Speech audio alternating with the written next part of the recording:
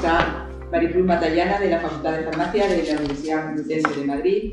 A mi izquierda está el representante de la Subdirección del Control de Calidad Alimentaria del Ministerio de Agricultura, Pesca y Alimentación, don Javier Mate. Y un poquito más allá está Jesús Sutín, del Consejo Regulador de Denominación de Origen de Sierra Mágina, que ya le tenemos aquí, nos hemos conocido en anteriores ocasiones.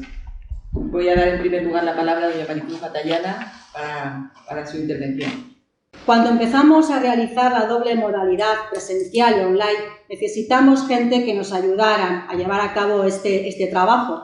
Y aquí tenemos a Johanne Vermette, que ha tenido una labor incondicional en llevar a cabo esta entrada de los alumnos online. Gracias, Johanne. Gracias a todos los ponentes que desde el 2016, procedentes de universidades Complutense, Almería, Granada, Córdoba, Jaén, Consejo Regulador de las Denominaciones de Origen Sierra Mágina en Jaén, Los Pedroches en Córdoba, Queso Manchego, así como del sector olivarero y del Ministerio de Agricultura y Medio Ambiente, que han participado dando diferentes ponencias relacionando el papel que ha tenido y tiene el aceite de oliva virgen extra en nuestra cultura, su implicación en la salud humana y su potencial como fuente de placer. Gracias a los alumnos por haber asistido como oyentes en los distintos años en los cuales se han ido realizando las jornadas, así como los que han intervenido presentando comunicaciones relacionadas con el aceite de oliva virgen extra y salud. También quiero dar las gracias a todos los miembros de la unidad docente de bromatología, que durante estos años han estado con nosotras asistiendo y dándonos su apoyo para que se llevaran a cabo con éxito y llegáramos a celebrar en estos días las 10º jornadas. Gracias a las directoras del departamento, doctoras Dolores Tenorio Sanz y Ana López Sobalet, así como a las coordinadoras de la unidad docente de bromatología, doctoras Mercedes García Mata y Montaña Cámara Hurtado, por su apoyo en el desarrollo de las jornadas. No quiero olvidarme de dar las gracias a Fernando Durán, nuestro administrativo, que en los comienzos de las jornadas se dedicaba a controlar las asistencias para poder dar luego los certificados y por su buena disposición para ayudarnos en todo lo que fuera necesario. También quiero dar las gracias a nuestro personal laboral, especialmente a Ángela y a Ana, porque tanto nos han ayudado a recoger todo el material de la cata y en poner los lavavajillas. Por último, y no menos importante, dar las gracias a nuestra actual decana, la doctora Pilar Gómez Serranillos. Gracias por permitir seguir celebrando estas jornadas sobre aceite de oliva virgen extra y salud y que podamos difundir las bondades de nuestro llamado oro líquido, aceite, en nuestra querida Facultad de Farmacia durante más años. Y como decía una actriz cómica muy famosa, castiza, gracias por venir a todos. Traer el mundo del olivar y del aceite y del mundo rural a las aulas, a los alumnos, pero también a la comunidad universitaria de la Universidad Complutense. Muchos de estos, traer una parte práctica de estos conocimientos que muchas veces pues, todo esto, el olivar, la elaboración del aceite, el mundo de las denominaciones de origen, indicaciones geográficas no está tan dentro del día a día. Darnos estos días para poder contar lo que somos, lo que tenemos allí y que al final, pues dentro de todo este pozo que es la formación universitaria, os quede alguna referencia, incluyendo una parte práctica con cata a esta actividad. Por supuesto, agradecer que Javier Mate del Ministerio nos acompañe el año pasado en la clausura y hoy en la inauguración, porque el Ministerio de Agricultura es la casa de todas las figuras de calidad diferenciada de la geografía española y siempre lo hemos sentido así. Hemos traído también a otros productos con denominación de origen protegida, que antes hacía Maricruz referencia, tanto a nuestros compañeros del jamón de los Pedroches, al queso manchego, y este año nos acompaña la aceituna aloreña, que es la única denominación de origen de una aceituna de España, con lo cual al final es traer el conocimiento del aceite, pero siempre ir hermanados de algún producto, por supuesto con el sello de la DOP IGP. Y bueno, llegamos a un hito muy bonito, que es el 10º aniversario. Lo que venga después pues ya lo iremos viendo. Vamos a disfrutar de esta edición que con el apoyo desde luego de todo el equipo docente de la facultad, de Grupo Innova, de la Asociación de Municipios del Olivo, que también intervienen, hemos preparado con mucho cariño y que esperemos que disfrutéis. Y decir que, bueno, que tuvimos también como parte de este 10º aniversario una visita del grupo a Sierra Mágina en un momento de elaboración y de recogida de aceituna, que es algo que os intentamos trasladar aquí con imágenes, pero que el grupo por lo menos pudo vivirlo y presenciarlo, y siempre las catas y todo el conocimiento se difunde mejor cuando está en el propio zona. Muchas gracias a todos y esperamos que sean provechosas las jornadas. Y el nombre Sierra Mágina está exclusivizado como un derecho de propiedad intelectual. Nadie puede usar ese nombre. Quien lo use está cometiendo una ilegalidad y será sometido, pues, a la sanción correspondiente. Desde el Ministerio siempre vengo dando números, porque es una cuestión propia nuestra, de los funcionarios del Ministerio, ¿no? Pues dar números. En España, aceites de oliva con denominación de origen o indicación geográfica hay 34 registradas y hay 2 que están en tramitación en la Comisión Europea y que próximamente entrarán dentro de la familia de aceites con denominación o indicación geográfica. Total tendremos en España 36. ¿Son pocos? ¿Son muchos? Esto va a depender porque el reconocimiento de una figura de calidad diferenciada se debe a las particularidades que se demuestren y que puedan conseguir ese reconocimiento. El país que más denominaciones e indicaciones de aceite de oliva que hay en Europa es Italia, que tiene 50. Después va España con 36, seguido de Grecia, Francia y Portugal. Eso es más o menos, en cuanto a aceite de oliva, las figuras que hay en la Unión Europea. Pero si hablamos del total de indicaciones geográficas, tenemos que en España hay 394 entre vinos, jamones, quesos, aceites, etcétera, etcétera. Y esas son muchas, son pocas. Vuelvo a decir lo mismo, todo depende de con quién te compares o cuál sea tu extensión geográfica. España es rica en ecosistemas muy diferentes y de una biodiversidad enorme.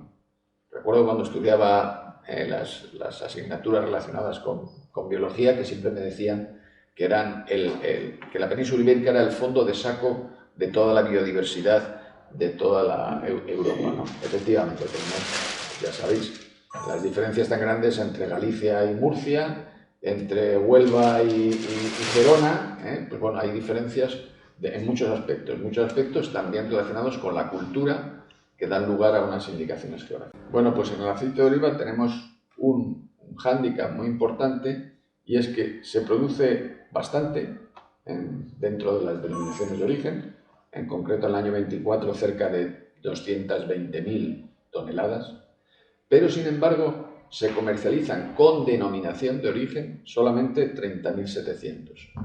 Es decir, hay un esfuerzo que hacen los agricultores y los productores en las denominaciones de origen para conseguir un producto diferente y exclusivo, pero que después a la hora de comercializarlo tenemos un problema que es propio también de otros sectores, que pues bueno, pues no termina de reconocerse ese logotipo de la Unión Europea que distingue a estos productos. El consumidor pues tiende a lo más barato. Cuando estamos hablando de frutas, hortalizas o aceite de oliva, es una tendencia a ir a lo más barato, a lo más convencional, a lo más básico. El valor estimado en origen de esta producción de aceite de oliva con indicación geográfica, en el año 2024 la estimación ronda los 290 millones de euros en el año 2024, los cuales tienen una salida comercial principalmente en el mercado nacional, con 240, es decir, la mayoría de la producción de aceite de oliva con indicación geográfica se consume en España. Pues nada más, reiterar mis gracias a la decana y que sean unas jornadas excelentes para todos los alumnos que venís a participar y a escuchar.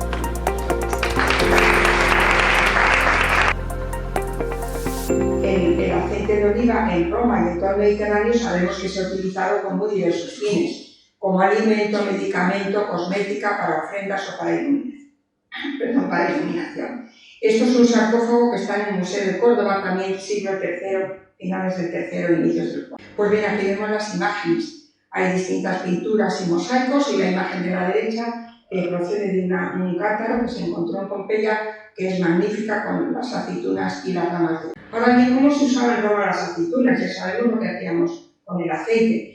Pero las aceitunas se podían adquirir en distintos sitios, en el mercado o por medio de vendedores ambulantes. Había distintos tipos, del orden de 20, y las distintas aceitunas se usaban para distintos fines o distintos usos. La salentina, ideal para conservas, y la sepia para el aceite. Pero hacían algo también que nosotros conocemos, el paté de aceitunas, ¿no? Pues le llamaban, era una pasta llamada epitirum, que según comúnmente lo usaban mucho los griegos, o sea, todo el Mediterráneo lo usaba esta. Este autor, Columella y Catón, hablaban de las distintas preparaciones de las aceitunas, las de salmuera, que eran casi las que más les gustaban, pero también había sumergidas en mosto o en vinagre y aderezadas con distintas hierbas, especias, con sal, con hinojo. Estaban presentes en todas las mesas de los ricos y de los pobres, se utilizaban como regalo y estaban presentes en los banquetes. Es una parte complicadísima, cómo medir de forma sistemática las emociones. Bueno, pues hay 3 grandes grupos de metodologías para poder medir sistemáticamente las emociones. Las podemos medir con medidas de autoinforme. Autoinforme verbal o autoinforme visual. ¿Y qué es eso del autoinforme? Pues el autoinforme es que tenemos un cuestionario y lo rellenamos. Normalmente verbal. Es decir, que las etiquetas de las escalas van a ser verbal. Esas escalas que utilizamos pueden ser escalas, como os digo, con palabras, con lenguaje, o pueden ser escalas visuales, con imágenes. Y voy a poder valorar las emociones en esas medidas de autoinforme. La verdad es que son las más utilizadas y ejemplos pues he puesto el Essence, el perfil Essence y el método CATA, que ahora veremos un poquito más. Después tenemos las medidas de autónomas. Dentro de estas medidas autónomas tenemos las expresiones faciales y después aquellas valoraciones que podemos hacer de forma fisiológica. Por ejemplo, reacciones electrodérmicas o también he incluido aquí la frecuencia cardíaca. Voy a poner alguna más ahora a continuación. Y por último, termino con la neuroimagen, la resonancia magnética funcional, que es por los científicos neurocientíficos una de las más utilizadas hoy. Y la parte fisiológica, ¿por qué? ¿Por qué estudiar la parte fisiológica? Bueno, pues parece que estas pruebas hedónicas que se han utilizado tradicionalmente, sobre todo captan aspectos cognitivos. Es decir, por ejemplo, las puntuaciones del liking, cuánto me gusta. ¿Y qué ocurre? Que entre el 72 y el 88% de los productos que hay en el mercado que son nuevos fracasan en el primer año. Es decir, el liking, que me guste, no es lo que asegura que el producto tenga éxito. Luego los investigadores tenemos que seguir investigando para conseguir conocer qué aspectos hay que tener en cuenta, además del liking, para poder posicionarme mejor. Y los consumidores, puede ser, dicen los neurocientíficos que es así, no es que pueda ser, es.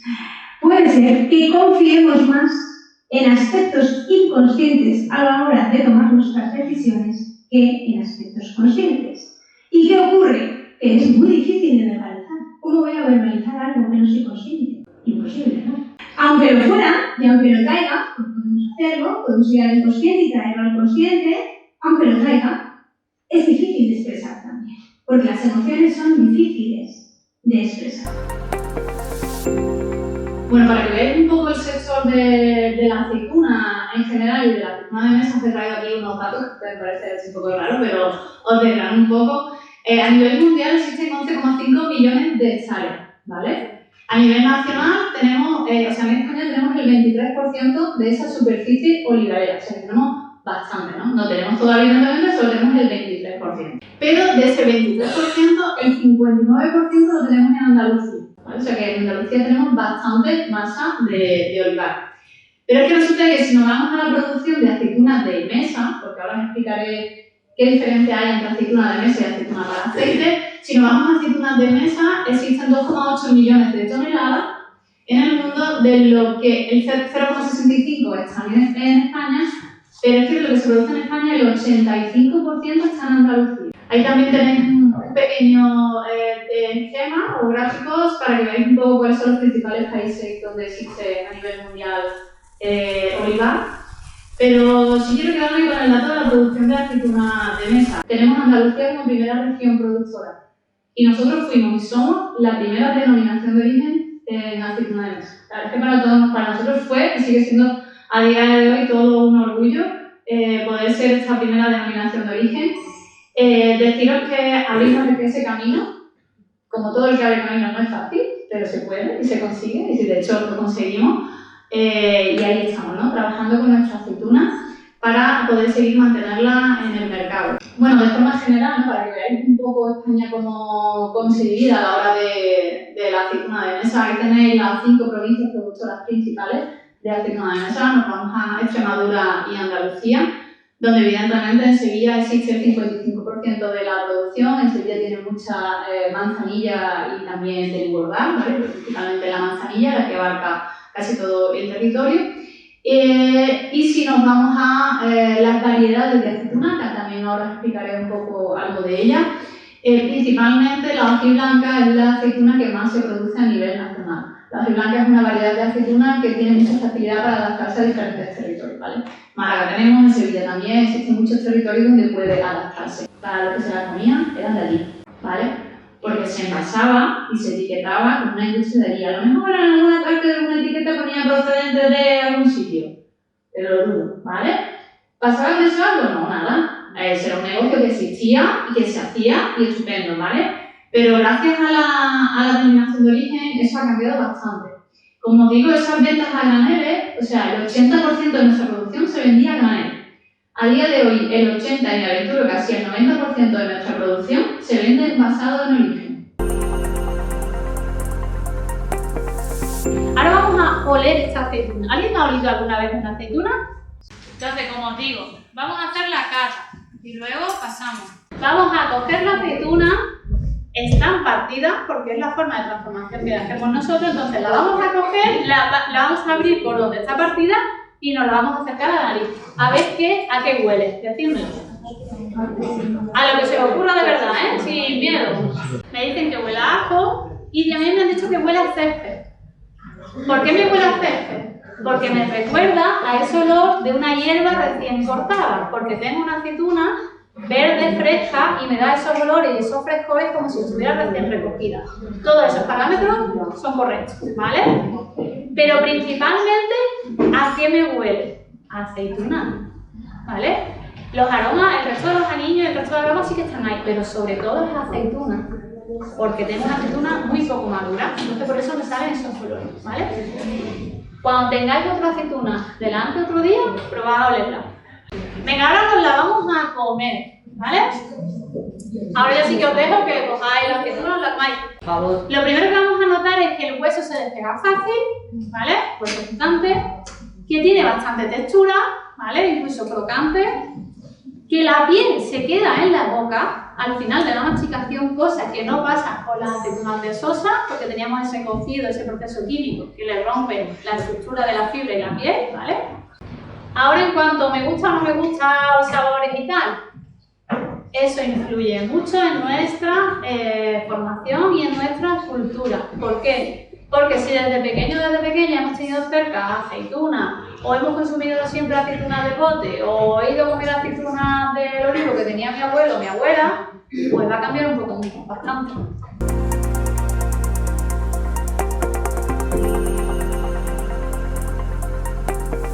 Tiene que pasar por un análisis sensorial. Tiene que pasar por aquí. ¿Quién lo va a hacer? Un panel entrenado. Nunca lo van a hacer un panel de consumidores. Siempre un panel entrenado. Y el panel entrenado va a medir estos atributos. ¿Y qué atributos vienen en esta hoja? Los defectos y al final los atributos positivos. ¿Qué atributos positivos se miden en el aceite? El frutado, el amargo y el picante. La intensidad de estos tres atributos. El frutado es una sensación olfato-gustativa, es decir, fundamentalmente olfativa, vía directa y vía retronasal. Podemos percibir el aroma acercando, ahora os explicaré cómo, la copa a la nariz, pero también en boca cuando los volátiles vayan ascendiendo vía retronasal hasta la pituitaria mayor, ¿vale? Y se le pide al panelista que marque con una línea vertical la intensidad de cada uno de los atributos. Frutado, amargo y picante, que son los positivos obligatoriamente, y de los defectos en función de aquellos que estén en la muestra. Puede que no haya ninguno, que es lo ideal, o puede que haya alguno, y los panelistas tienen que marcar la intensidad de los atributos. De tal manera que para ser un aceite de oliva virgen extra, la mediana de los defectos debe de ser 0. No puede tener ningún defecto. Entonces, cuando catamos, intentamos que eso no pase. La misma dinámica. Tapamos, cogemos, ponemos en la mano, calentamos el aceite, intentamos mover un poquito, ¿vale? Que si movemos facilitamos, se puede hacer a copa parada, se puede hacer a copa movimiento, vamos a ayudar un poco a la didáctica y movemos, ¿vale? Si a alguno le han puesto muy poquito, se liberará menos. Si se ha puesto un poco más, pues se liberará un poquito más. Bueno, muy bien, ¿a qué más huele? Me encanta lo de desayuno, ¿qué más huele? Ahora alguien me dice las tostadas, también, ¿a qué más huele? A jamón, porque también le añadimos a veces una gotita de aceite. ¿A qué más nos huele? A tomate, huele a tomate. Pues todos sabemos lo que huele el tomate y además comemos tomate. Pero si alguno tiene un huerto y ha tocado la planta del tomate, cuando te quitas de la planta del tomate, el olor que te deja las manos es a la planta de la tomatera. Y esto huele a la planta, un poquito menos que el siguiente, ya lo vais a ver, pero huele muchísimo. Que espero que os haya gustado, creo que es una oportunidad única el poder hacer esta cata. Quería invitar a hacer una invitación, y es que cuando lleguéis a casa, hoy o a lo largo del fin de semana, oláis los aceites que tenéis en casa.